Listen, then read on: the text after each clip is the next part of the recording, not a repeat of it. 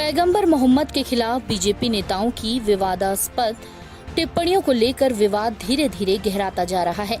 इसी कड़ी में अब इस पूरे विवाद में आतंकी संगठन अलकायदा की भी एंट्री हो गई है। पैगंबर मोहम्मद पर की गई टिप्पणियों को लेकर आतंकवादी संगठन अलकायदा ने भी भारत में आत्मघाती हमले की धमकी दे दी है। अलकायदा ने इसे इस्लाम का अपमान बताया है और देश के कई राज्यों में हमले की धमकी दी है, जिनमें दिल्ली, मुंबई, उत्तर प्रदेश और गुजरात शामिल हैं।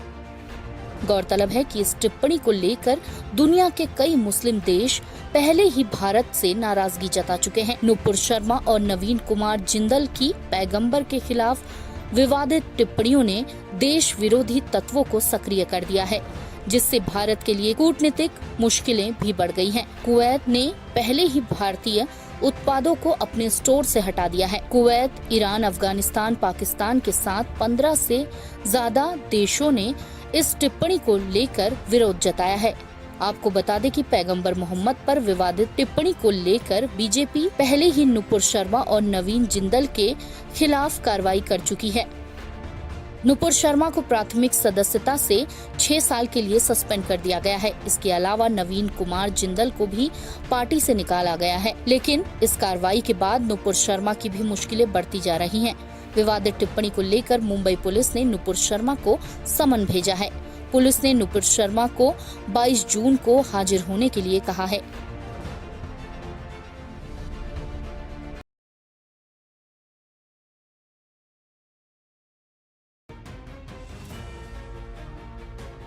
दिल्ली के जामिया नगर की इलेक्ट्रॉनिक मोटर पार्किंग में बुधवार सुबह आग लग गई, जिसकी वजह से पूरे इलाके में हड़कंप मच गया। आग इतनी जल्दी फैली कि उसकी चपेट में वहां खड़ी तमाम गाड़ियां आ गई। देखते ही देखते गाड़ियां धूं धूं कर जलने लगी। लोगों के मुताबिक पार्किंग में ई रिक्शा को चार्ज किया जाता है। माना जा रहा है कि आग उसी वजह से लगी है। आग लगने की घटना की तस्वीरें सामने आने के बाद साफ तौर पर देखा जा सकता है कि आग कितनी भीषण थी। धीरे धीरे आग पूरी पार्किंग में फैल गई, जिसकी लपटें दूर दूर तक दिखाई देने लगी और आसमान में काला धुआं छा गया। वहीं इसकी सूचना मिलते ही मौके पर दमकल विभाग की गाड़ियां आग बुझाने के लिए पहुंची। हालांकि कड़ी मशक्कत के बाद आग पर काबू पा लिया गया, लेकिन इनमें कई वाहन क्षतिग्रस्त हो गए। आगजनी में 10 गाड़ियों के साथ 90 वाहन पूरी तरह जलकर राख हो गए। लेकिन गनीमत यह रही कि इसमें किसी के हताहत होने की खबर नहीं आई।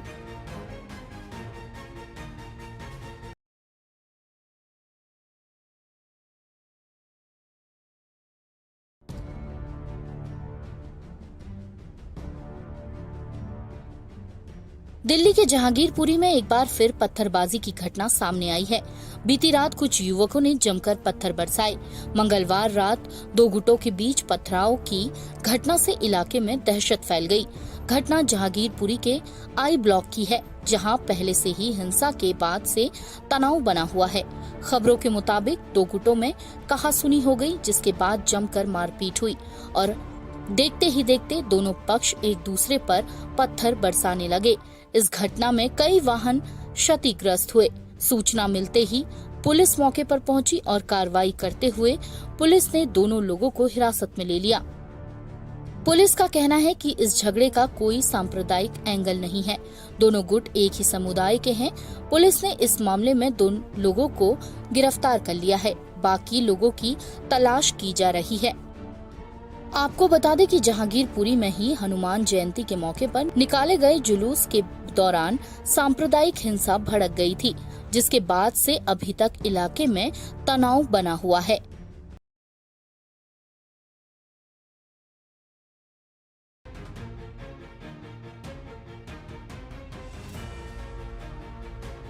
भारत में कोरोना का खतरा फिर से बढ़ने लगा है और कई राज्यों में कोरोना की बढ़ती रफ्तार डराने लगी है। पिछले 24 घंटों में देश में कोरोना के नए मामलों में 40% का उछाल देखने को मिला है। केंद्रीय स्वास्थ्य मंत्री की ओर से जारी आंकड़ों के मुताबिक देश भर में पिछले 24 घंटों में कोरोना के 5223 नए मामले सामने आए हैं, जबकि इस दौरान 7 मरीजों की मौत हुई है।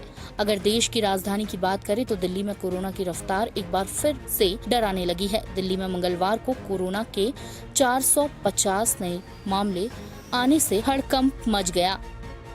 इतना ही नहीं, बीते 24 घंटे के दौरान एक मरीज की मौत हो गई। दूसरी ओर पिछले कुछ दिनों में महाराष्ट्र और केरल में कोरोना के मामले अचानक बढ़ने लगे हैं, जिसने स्वास्थ्य विभाग की टेंशन बढ़ा दी है।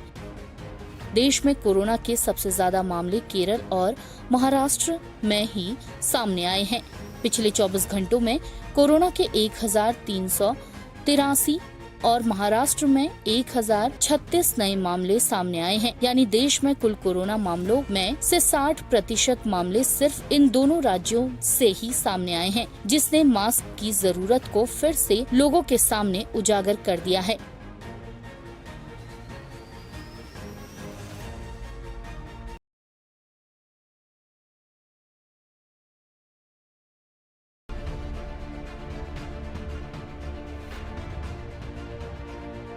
मिताली राज, ये वो नाम है जिसने भारतीय महिला क्रिकेट को नई ऊंचाइयों पर पहुंचा दिया। महिला क्रिकेट की महानतम खिलाड़ियों में से एक मिताली राज ने 2 दशक लंबे अपने शानदार करियर के बाद बुधवार को अंतर्राष्ट्रीय क्रिकेट के सभी फॉर्मेट से संन्यास लेने की घोषणा कर दी। मिताली राज ने 39 साल की उम्र में संन्यास का ऐलान किया। उन्होंने ट्वीट करते हुए लिखा कि मैं एक छोटी बच्ची थी जब ब्लू जर्सी पहनकर अपने देश का प्रतिनिधित्व किया था। ये सफर काफी लंबा रहा, जिसमें हर तरह के पल देखने को मिले। पिछले 23 साल मेरे जीवन के सबसे बेहतरीन पलों में से एक थे। हर सफर की तरह ये सफर भी खत्म हो रहा है और आज मैं इंटरनेशनल क्रिकेट के सभी फॉर्मेट से संन्यास लेने का ऐलान करती हूँ। मिताली राज भारत की सबसे सफल महिला बल्लेबाज है। उन्होंने भारत के लिए 12 टेस्ट में 699 रन बनाए। मिताली राज ने टीम इंडिया के लिए खेले 232 वनडे मैचों में 8000 के करीब रन बनाए। इसके साथ ही T20 में भी मिताली का जलवा बरकरार रहा। मिताली राज के नाम बतौर कप्तान काफी रिकॉर्ड भी दर्ज हैं। मिताली ने सबसे ज्यादा जीत दर्ज करने का रिकॉर्ड हासिल किया है। उन्होंने 155 वनडे मैच में कप्तानी की, जिसमें 89 में जीत दर्ज की। इसके साथ ही मिताली दुनिया की इकलौती ऐसी कप्तान है जिन्होंने 150 से अधिक वनडे मैच में कप्तानी की है।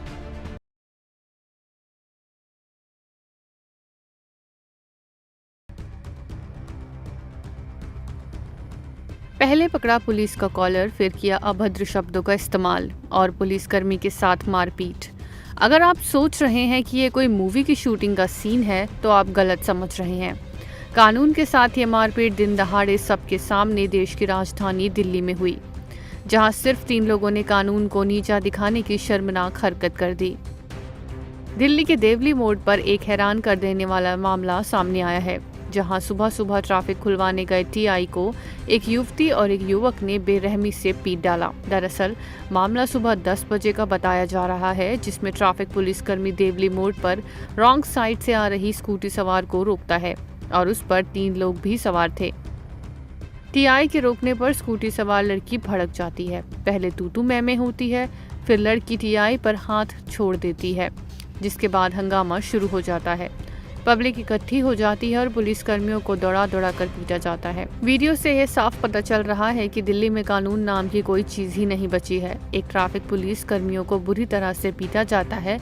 हालांकि कई लोग वहां पर वीडियो भी बनाते हुए नजर आ रहे हैं और पुलिसकर्मी को दोहराते हुए पीटा जा रहा है। वीडियो में साफ देखा जा रहा है।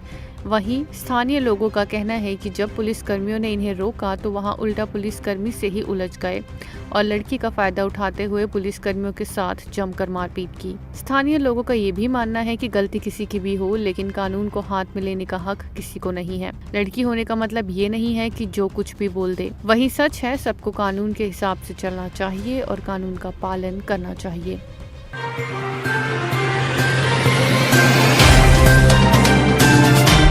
Subscribe now and press the bell icon. Never miss an update.